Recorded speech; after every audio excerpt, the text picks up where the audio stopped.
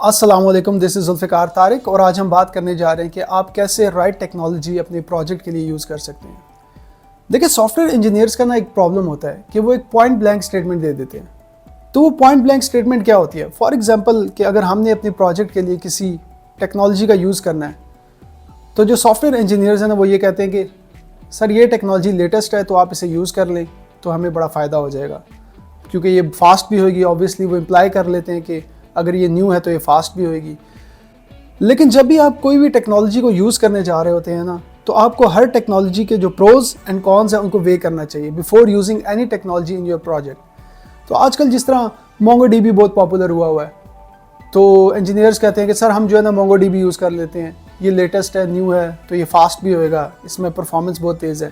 لیکن جو اس پرفارمنس کی وجہ ہے نا وہ انہیں نہیں پتہ ہوتی کہ کس طرح کے ڈیٹا پہ اس کی پرفارمنس تیز ہوئے گی۔ تو میں آپ کو ایک چھوٹی سی ایگزامپل دیتا ہوں۔ For example MySQL ہے۔ MySQL is a relational database.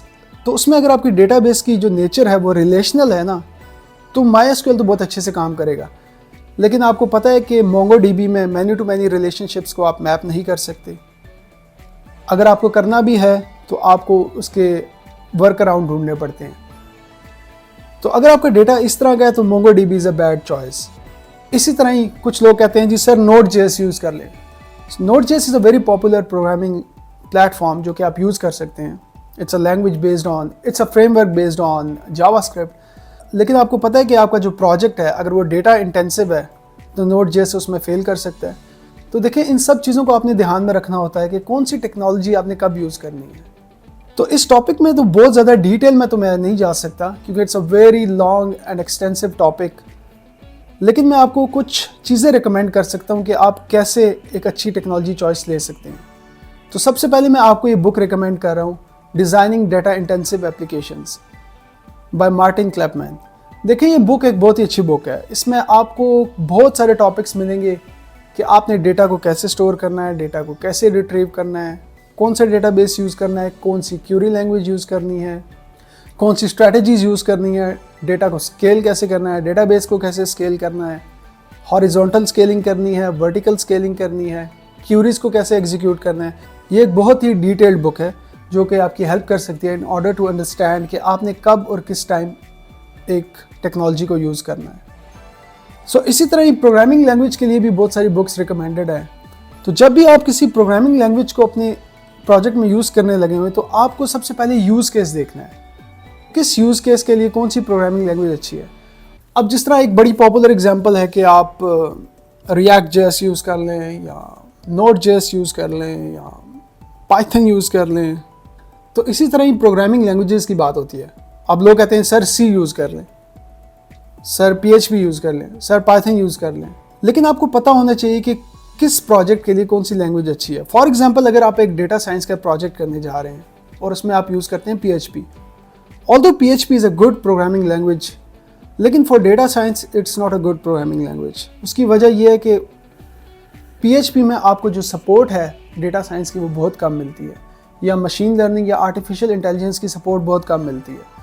تو اس کیس میں آپ کو ڈفرینٹ لینگویج یوز کرنی چاہیے، جیسے کہ پائتھن یا آر یوز کر لیں آپ، یا میٹ لیب یوز کر لیں۔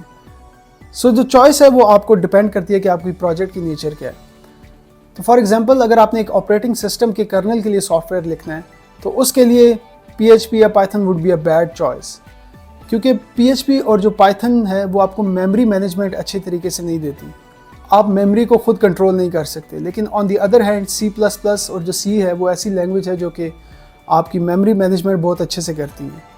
اور اسی طرح ہی اگر آپ دیکھیں تو سی پلس پلس ویب کے لیے اچھی نہیں ہے۔ اس کی وجہ یہ ہے کہ جو سی پلس پلس ہے اس میں جو ویب ڈیولپمنٹ کی سپورٹ اتنی زیادہ نہیں ہے، آپ کو اتنے فریم ورکس اویلیبل نہیں ہیں۔ دیکھیں، ان ٹاپکس کو میں بہت زیادہ ڈیٹیل میں ڈسکس تو نہیں کر سکتا کیونکہ ویڈیوز بہت لمبی ہو جائیں گی، لیکن آپ کو ڈیفینیٹلی آن لائن ریسورسز بہت سارے مل جائیں گے، جیسے کہ میں نے آپ کو یہ بک بتائی ہے۔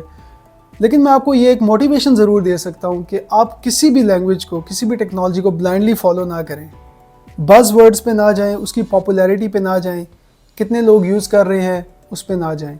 آپ کو اپنے یوز کیس کو سمجھنا ہے اور آپ نے اس پروگرامنگ لینگویج یا جو بھی ٹیکنالوجی ڈیٹا بیس ہے اس کے پروز اینڈ کونس کو سمجھ کے اپنی ٹیکنالوجی میں یوز کرنا ہے۔ تو اس سے آپ کے پروجیکٹ کے جو سکسیزفل ہونے کے چانسز ہیں وہ بہت زیادہ ہو سکتے ہیں۔ دیکھیں چینل کو لائک اور سبسکرائب کرنا نہ بھولیں، اٹ ول ہیلپ می اے لاٹ۔ اور اگر آپ کو کچھ کویسچنز ہیں تو آپ کامنٹس میں ضرور لکھیں، اور اگر آپ کسی اسپیسیفک ٹیکنالوجی کو ڈسکس کرنا چاہتے ہیں تو آپ وہ بھی کامنٹس میں مینشن کر سکتے ہیں تاکہ میں اس پہ ایک ڈیٹیل ویڈیو بنا سکوں۔ So thank you guys, this is Zulfiqar Tariq and I'm signing of.